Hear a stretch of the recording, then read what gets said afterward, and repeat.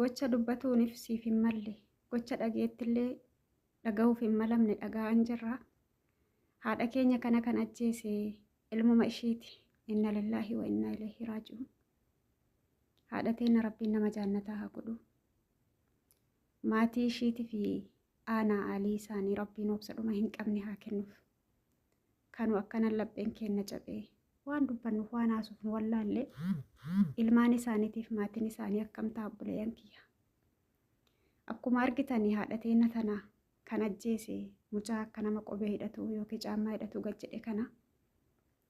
Mucaan kiyya na jalaa beelahee dhiyana geessuufii qaba jedhanii isaan dhiyana geessuuf itti seenan fuudhee ajjeesa keessallee akkaataa namni itti himu kana himuu garaan kiyya nan danda'u.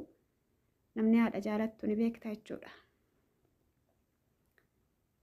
Harkaa fi luka isaanii jismii isaanii mara ciccire manuma san keessatti awwaalee mana seeraa galee hidhamee jiradhan. Eega hidhameen booda immoo namni aga guyyaa 5 haadha keenya kana namni sii barbaadeen jiru. Gaafa guyyaa 5 reeffi mana ajaahee maaltu ajaaha ka jedhu ollaan achi bahee reeffa isii ta'uu arganii ijoollee Dubaay jirtu. Ilmaan 2 Dubaay qabdi haati keenya kuni. Ijoollee Dubaay jiran kanatti bilbilanii himanii inni dhiiraa tokko gaggabee mana yaalaa jira. Isa na bira jiru kana. Obboleettiin teenyas tan durbaa intala durbaachi qabanii obboleettii teenya tana Haliimaa ni beektanii. Isillee mana meedamii jirti. Dhiyoo hiqaaman irraa dalagame. Niitiin biyya galchutti hin jirtu. Hanga birrii sannaa kafaltutti isin galchu jedhaanii jirti natti fakkaata. Waan akkasiitu dubbatamaara. Ishilleen achirraa iyyaa jirti. Oromoon Dubaay jiru wanti gootanii ijoollee lamaan kanatti hiqaa. Isaa dhiiraa kamana kan gaggabee mana haakimaa jiru kan dubbanne kanallee jajjabeessaa. Ishii mana meedamii jirtu kanallee jajjabeessaa. Danda'amu akka biyya galtu godhaa. Kun uummata Dubaay bichaa hin ilaallatu, nu mara ilaallata. Akka gargaarree biyya galchu nun jedha.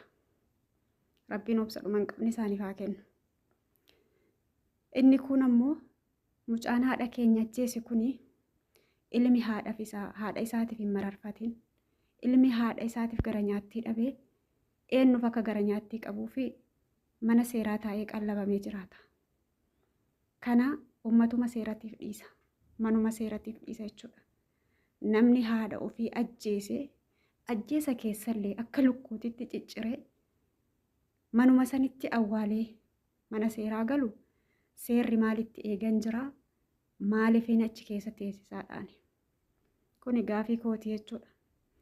Akka nama tokkootitti akka dhuunfaa kootitti wanni dabarfadhu yoo jiraate ammoo ajjeefamuu qaba mucaan kun. Du'uu qaban jedha. Akkuma haadha keenya ciccire sanitti cicciramuu qaba. Sanuu fuula keenya fuuldura bahee akka uummanni argutti jechuudha. Namni haadha ofiitiif hin rifatin eenyuuf akka rifatuuf barumsa maal kennuudhaaf hidhan. Du'uu qaban jedhaani. Akka mataa kootti haa ajjeefamuu qaba. Jedhaa obboleeyyan keenya warra Dubaay jiru kun rabbiin haa jabeessu. Gadda badaadha dhugaa rabbii. Gadda hedduu nama dhagahamu. Gaafa obboleessi kiyya gocha kana haadha kiyya godhu gocha baay'ee nama dhukkubsu.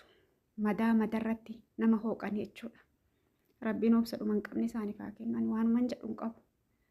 Kanuma namoonni sagalee taa'aa jettan hundi keessanuu marruu ka sagalee taatan mucaan kun akka ajjeefamu sagalee ta'a.